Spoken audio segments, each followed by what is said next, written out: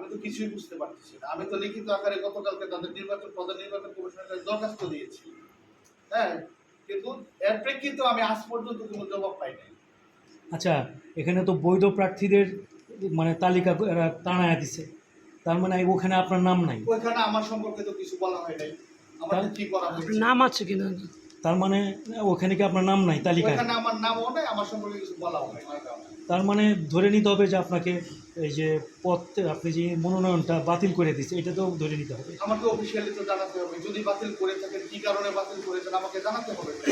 আমাকে তো সেই বিষয়ে কিন্তু এখন পর্যন্ত অবগত করা হয় নাই। এটা তো আমার রাজনৈতিক অধিকার।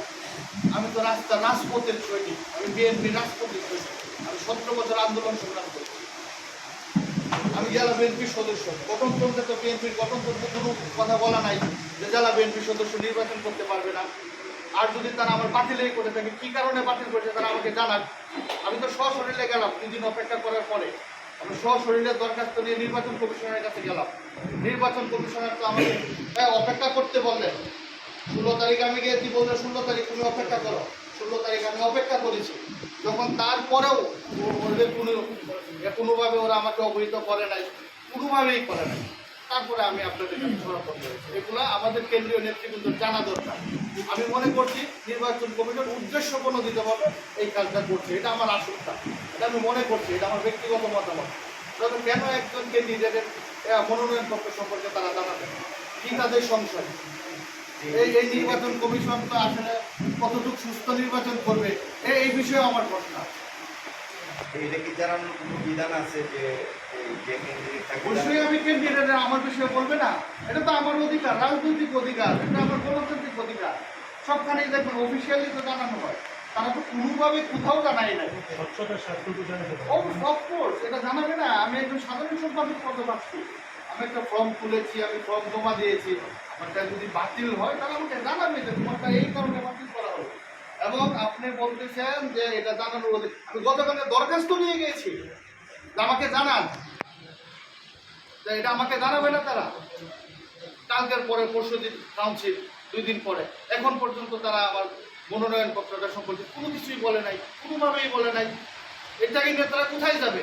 আমি 17 বছর ছিলাম তো রাজপথে, আমি প্রথম সারিতে দাঁড়িয়ে আমি আন্দোলন সংগ্রাম করেছি। আমার ছবি, আমার মিছিল মিটিং সব মিডিয়াতেও আছে, আপনারা খোঁজ খবর নিয়ে জানতে পারবেন। আমার সাথে যদি এরকম করা হয়, আমি একজন আইনজীবী, আমি কিশোরগঞ্জ জেলা বিএনপির মেম্বার, আমার সাথে যদি এরকম করা হয়, আমাদের সাধারণ কর্মীদের সাথে কি করা হবে, আর ওদের কি অবস্থা এখন? এসব নিয়ে আদালতে যাওয়ার সুযোগ নাই? না, এখন পর্যন্ত ওরা তো আমাকে জানাই না। যদি জানাইতো তাহলে আমি হায়ার অথরিটির কাছে বিষয়টা বলতে পারতাম। আমি তো বলার সুযোগও নাই। আদালতে যাওয়ার সুযোগ নেই।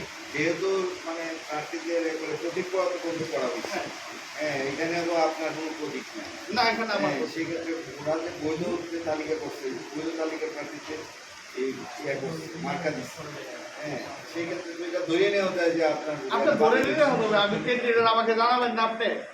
আর এরকম হয়তো যে আমি ওদের কাছে যাই নাই জানার জন্য, তাও তো কথা ছিল। আমি তো সশরীরে গিয়েছি, দরখাস্ত নিয়ে গেছি, আমাকে জানান।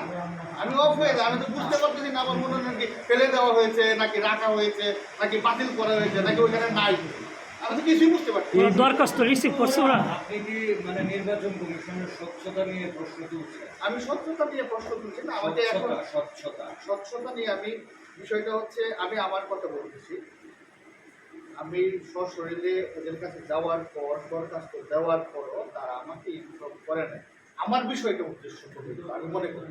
আচ্ছা, এনে একটা বিষয় আমি বলি, ওরা যে মনোনয়নপত্র যাদের বৈধ হয়েছে, এখন তো একটা ঘোষণা দিচ্ছে মৌখিকভাবে, এবং অনেকেই এটা জানে যে মৌখিকভাবে ঘোষণা দিচ্ছে। তো এই বিষয়টা তো আমরা শুনছি এবং ভিডিও আছে অনেক, এই বিষয়টা আর কি, ওরা তো মৌখিকভাবে ঘোষণা দিচ্ছে। মৌখিকভাবে আপনার ঘোষণা দিচ্ছেন, মৌখিকভাবে ঘোষণাটা আমি শুনি নাই। আমি ক্যান্ডিডেট, আপনি আমাকে জানাবেন না। আপনি সবার বিষয়ে সিদ্ধান্ত নিয়েছেন, আমার বিষয়ে কোনো সিদ্ধান্ত নিলেন না। আপনি যদি ওইখানে যে ক্যান্ডিডেটের নাম প্রকাশ করছেন ওইখানে যদি আমার কথা বলতেন যে এই ক্যান্ডিডেটকে বাতিল ঘোষণা করো এই কারণে, তাহলে তো আমার কোনো কথা ছিল না। না, ওরা মৌখিকভাবে যেটা আমরা দেখছি যে একটা